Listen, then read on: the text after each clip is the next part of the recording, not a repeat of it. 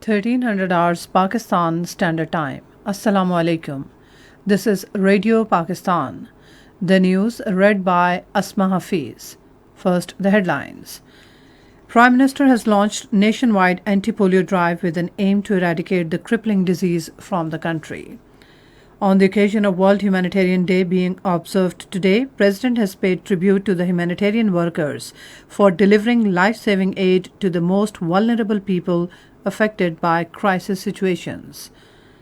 Pakistan and the United States have agreed to enhance bilateral cooperation in diverse fields. Pakistan has categorically rejected the deliberate Indian attempts of pre-poll rigging in Indian illegally occupied Jammu and Kashmir. And now the news in detail. Prime Minister Shehbaz Sharif kicked off nationwide anti-polio vaccination campaign by administering polio drops to children in Islamabad today. Speaking on the occasion, he urged parents to get their children under the age of 5 vaccinated to eradicate polio from the country. The Prime Minister lauded the efforts of polio workers for elimination of this crippling disease from the country. He paid rich tribute to those who sacrificed their lives in the line of their duty in fight against polio. He also thanked the health department and polio teams in this regard. Shehbaz Sharif assured that the government will take all measures to circulate this disease from the country.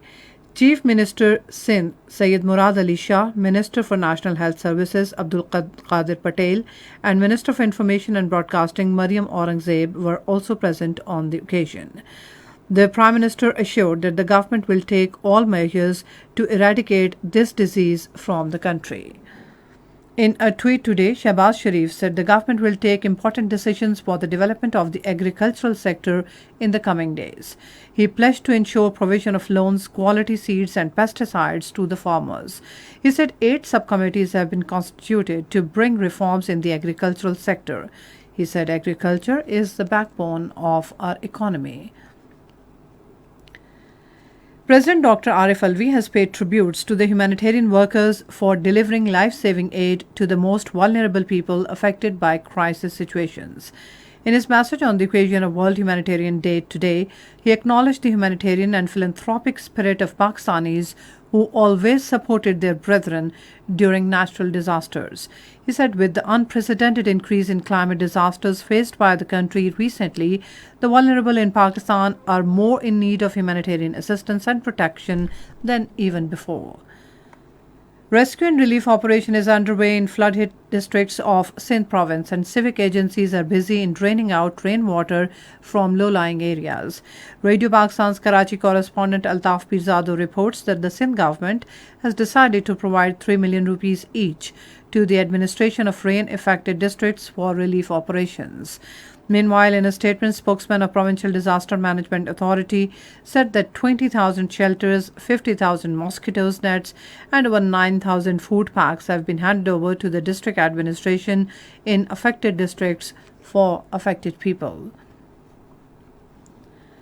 Jamil Ahmed has been appointed as Governor State Bank of Pakistan for a term of 5 years. A notification to this effect was issued by the Finance Division today. The President has approved the appointment on the recommendation of the federal government. Pakistan and the United States have agreed to enhance bilateral cooperation in diverse sectors. The understanding was reached during a meeting between Pakistan Ambassador to the United States, Masood Khan, and U.S. Assistant Secretary of State for International Organization Affairs. She said that meeting with Masood Khan will help to further strengthen our multilateral cooperation, including sustainable development goals between the two sides. Pakistan has categorically rejected the deliberate Indian attempts of pre-poll rigging and overt manipulation in the Indian illegally occupied Jammu and Kashmir. In a statement today, Foreign Office spokesperson Asim Iftikhar said the latest announcement of permitting even temporary residents in the occupied territory to register as voters is a clear manifestation of Indian designs to influence the outcome of so-called elections in IIOJK. The spokesperson reiterated Pakistan's complete rejection of India's steps aimed at turning the Muslim majority in IIOJK into a minority. And now cricket.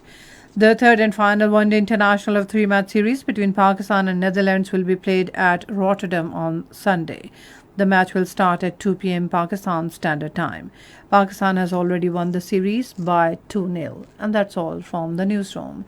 For more news and analysis, log on to our website radio.gov.pk and also watch live video streaming of our bulletins on the link facebook.com/Radio Pakistan News Official.